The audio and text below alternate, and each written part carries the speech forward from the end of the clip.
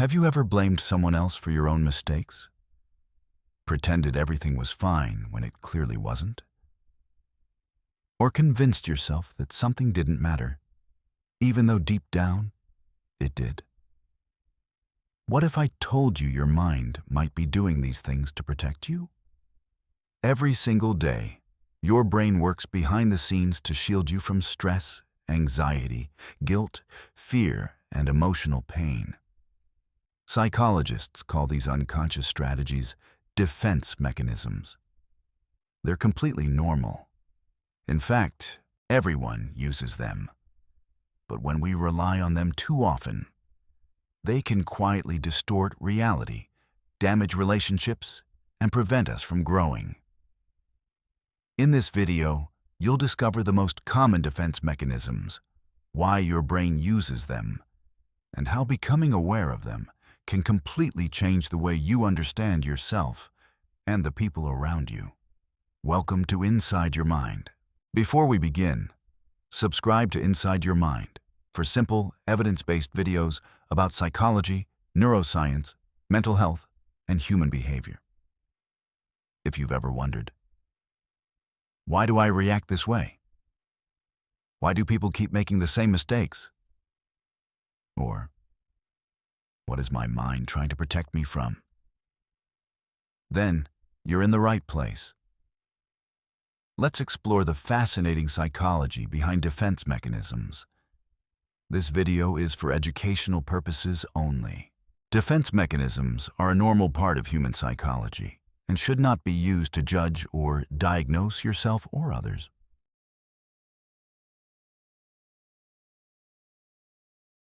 Imagine touching a hot stove.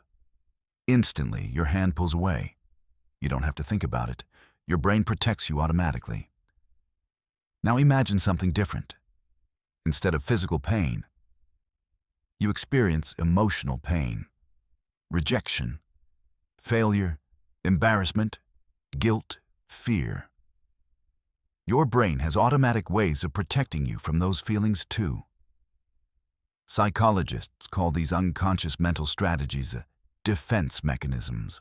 Defense mechanisms are psychological processes that help reduce emotional discomfort when reality feels too painful, threatening, or overwhelming. Most of the time, we don't even realize we're using them. They operate quietly in the background, influencing how we think, interpret situations, and respond to difficult emotions. And here's something surprising. Everyone uses defense mechanisms. They're a completely normal part of being human.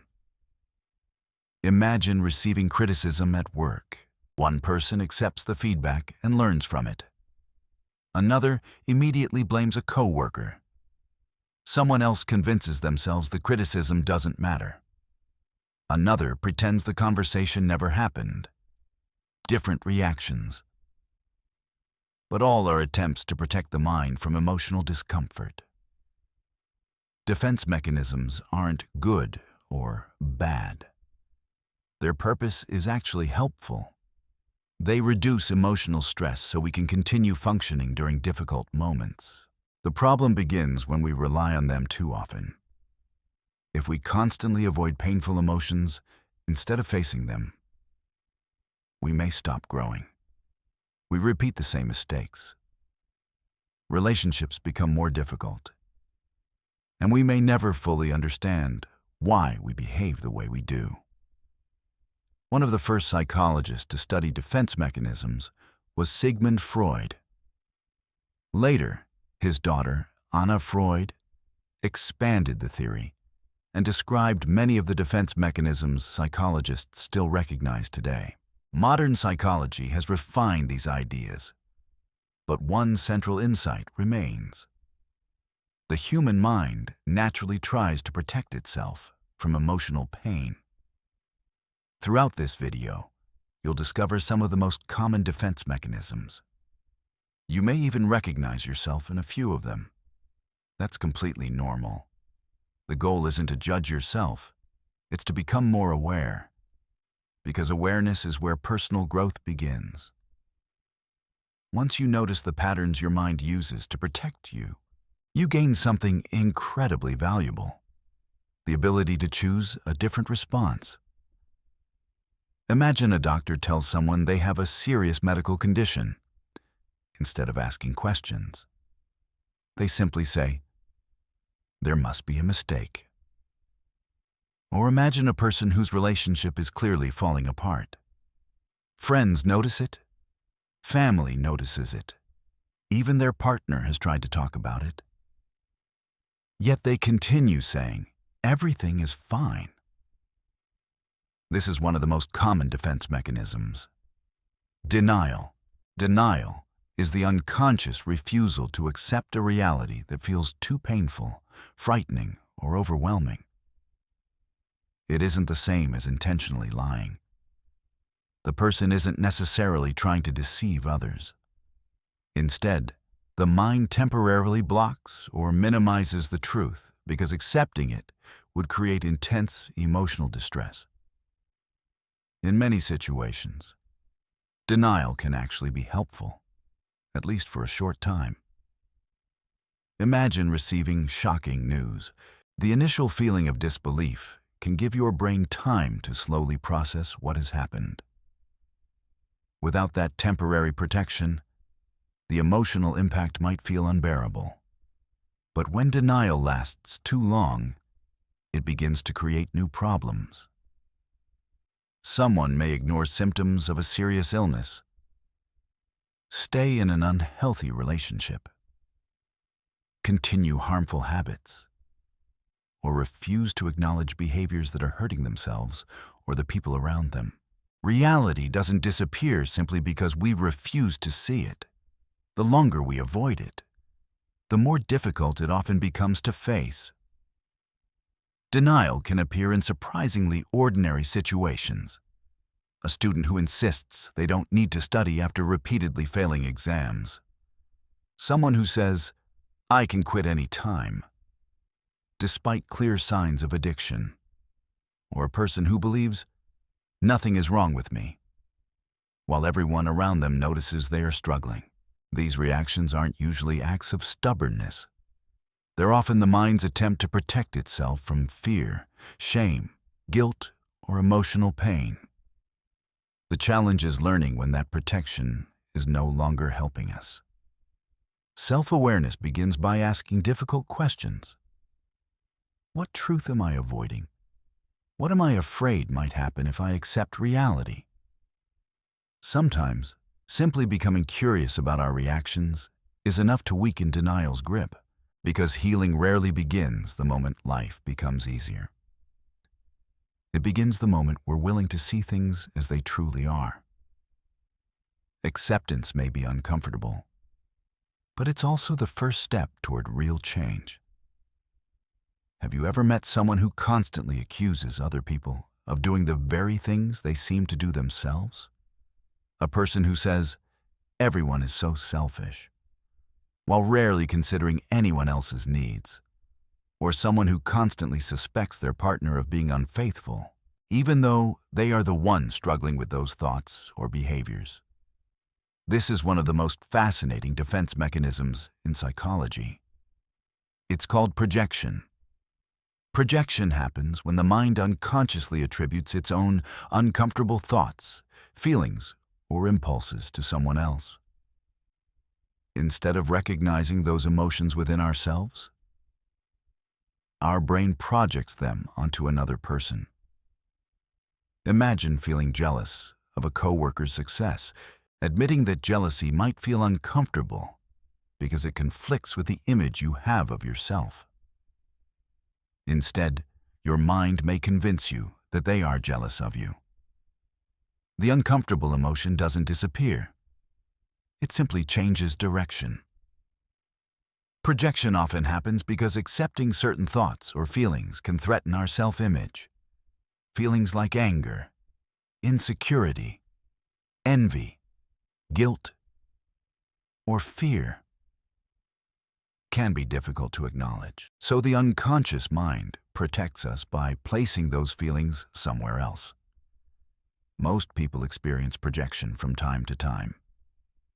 It's a normal part of human psychology. The problem arises when projection becomes a habitual way of interpreting other people's behavior. Relationships can quickly become filled with misunderstandings. Someone who constantly believes others are criticizing them may actually be judging themselves very harshly. Someone who believes everyone is dishonest may be struggling with trust because of their own fears or past experiences. This doesn't mean every suspicion is projection. Sometimes people really are dishonest. Sometimes criticism is real. The key difference is whether our conclusions are based on evidence or on emotions we haven't fully recognized within ourselves. One simple question can help us become more aware. Is there any chance this feeling belongs to me? That question isn't meant to create self-blame. It's meant to create curiosity. Self-awareness often begins when we stop assuming that every uncomfortable feeling comes from someone else. Because the better we understand our own emotions, the more clearly we can understand other people. Sometimes, the mirror we point at others quietly reflects something about ourselves. Have you ever caught yourself saying, "I didn't really want that job anyway," or "The exam was unfair. That's why I failed"? Maybe you've heard someone say, "I only lied because I had no choice," or "Everyone would have done the same thing." These explanations may sound perfectly reasonable, but sometimes they're not the real reason behind our behavior. This defense mechanism is called rationalization. Rationalization happens when the mind creates logical or socially acceptable explanations for behaviors, decisions, or feelings that actually have more uncomfortable emotional causes. Instead of facing disappointment, shame, guilt, or failure, the brain invents a story that feels easier to accept. Imagine applying for your dream university and not being accepted. Rather than admitting how painful that rejection feels, you might tell yourself, "That university wasn't even that good," or "I would have been unhappy there anyway." Maybe those statements contain a little truth, but their real purpose may be to soften the emotional impact of disappointment. Rationalization can also appear after we've made a poor decision. Instead of admitting, "I made a mistake," we search for reasons that make our actions seem justified. This helps protect our self-esteem. The challenge is that when we constantly rationalize our behavior, we stop learning from it. Every mistake becomes someone else's fault. Every failure has an excuse. And every uncomfortable emotion gets covered by another explanation. Over time, growth becomes much more difficult. It's important to remember that rationalization is incredibly common. Everyone does it from time to time. Our brains naturally prefer explanations that protect our identity. Becoming aware of rationalization doesn't mean being harsh with yourself. It means asking one simple question. Is this the real reason, or just the reason that feels safer to believe? Honest self-reflection isn't always comfortable, but it's one of the most powerful tools for personal growth.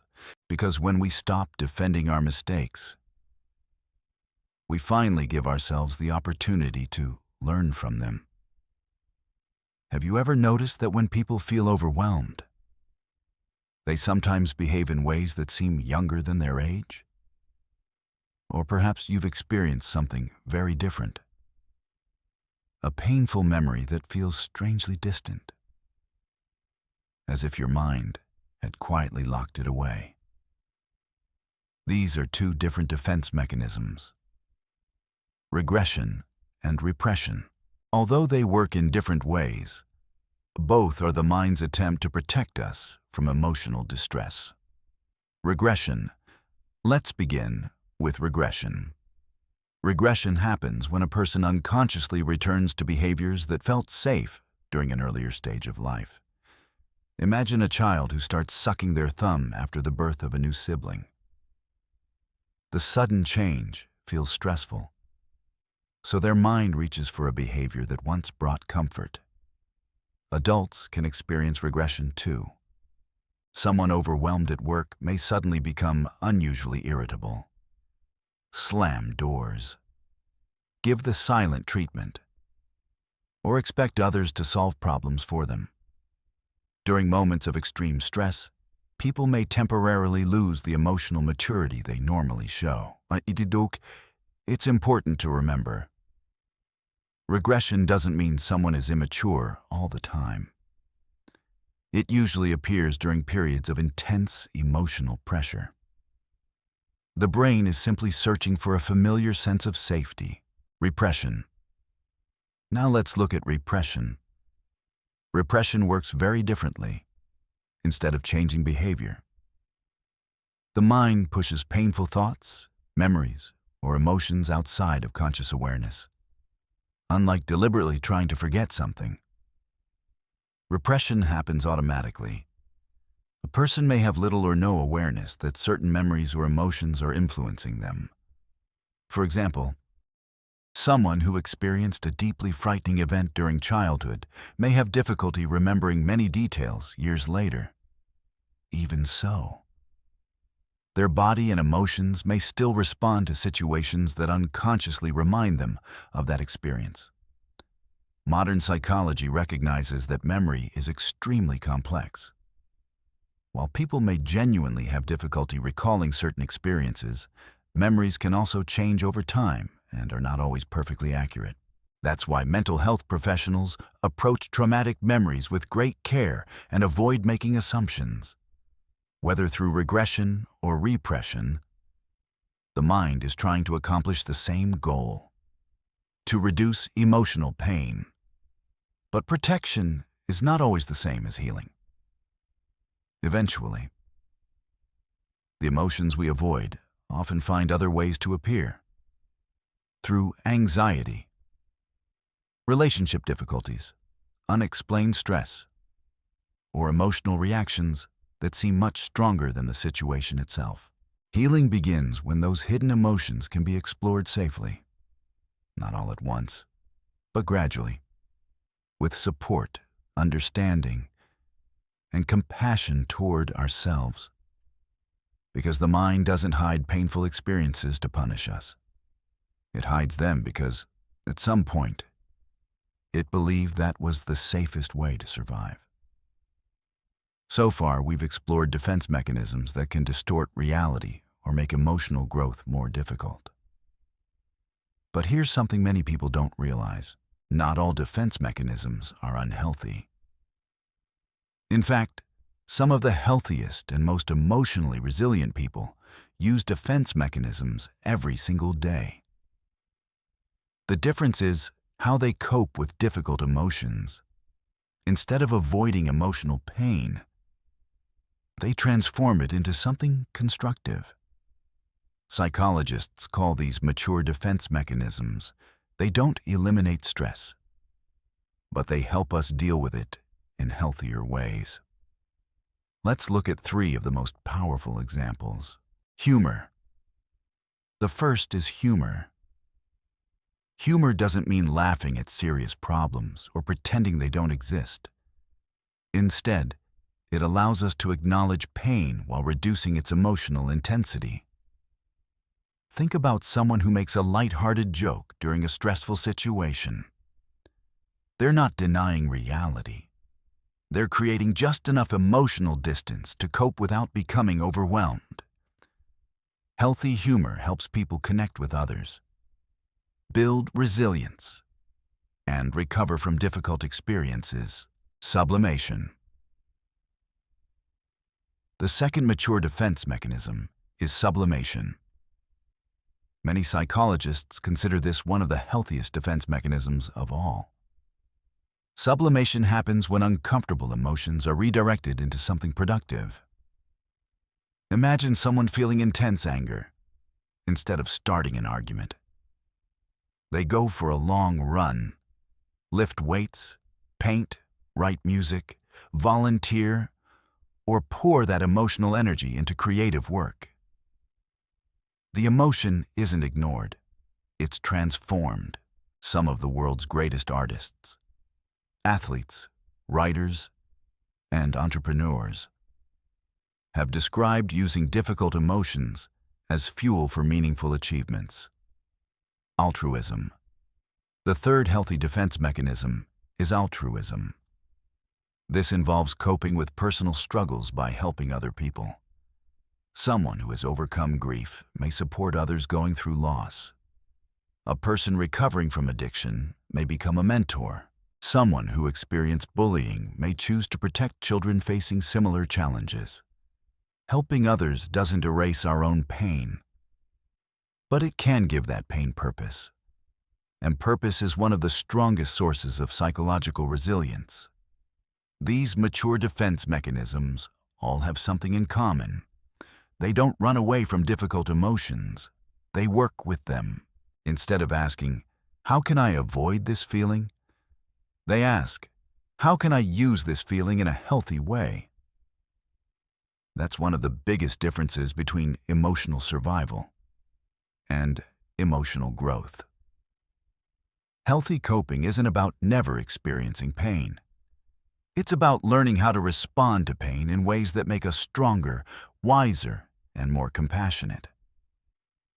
Because sometimes, the very emotions we try hardest to escape become the ones that help us grow the most. Throughout this video, we've explored several defense mechanisms that quietly influence the way we think, feel, and behave. And by now, you may have recognized some of them in people around you. But here's the bigger challenge. Can you recognize them in yourself? That isn't always easy. The very purpose of defense mechanisms is to operate outside of our awareness. They're designed to protect us, which means we often notice them in others long before we notice them in ourselves. So, how do we become more aware? It begins with paying attention to moments of strong emotional reactions. Ask yourself, why did that comment upset me so much? Why am I making excuses for this situation? Am I reacting to what's happening now, or to something much older? These questions aren't about criticizing yourself. They're about becoming curious. Curiosity is one of the most powerful tools for self-awareness. Another helpful habit is noticing patterns. Do you always blame other people when something goes wrong? Do you often tell yourself that everything is fine when it clearly isn't? Do you avoid uncomfortable conversations? Or do you constantly justify decisions that leave you unhappy? Repeating patterns often reveal unconscious defense mechanisms at work. It can also help to ask for feedback from people you trust. Sometimes those closest to us notice behaviors that we simply can't see ourselves. Listening doesn't mean agreeing with every opinion, but it gives us an opportunity to reflect. Journaling is another powerful tool. Writing about difficult situations often reveals thoughts and emotions we didn't realize we were carrying. Many therapists encourage journaling because it slows our thinking and helps us recognize recurring emotional patterns. And if certain emotions or behaviors continue causing significant distress, talking with a mental health professional can make a tremendous difference. Therapy isn't only for moments of crisis. It's also a place to better understand yourself, to recognize unconscious patterns, and to develop healthier ways of responding to life's challenges. The goal isn't to eliminate defense mechanisms completely. That would be impossible. The goal is to become flexible, to recognize when your mind is protecting you, and gently ask whether that protection is still serving you.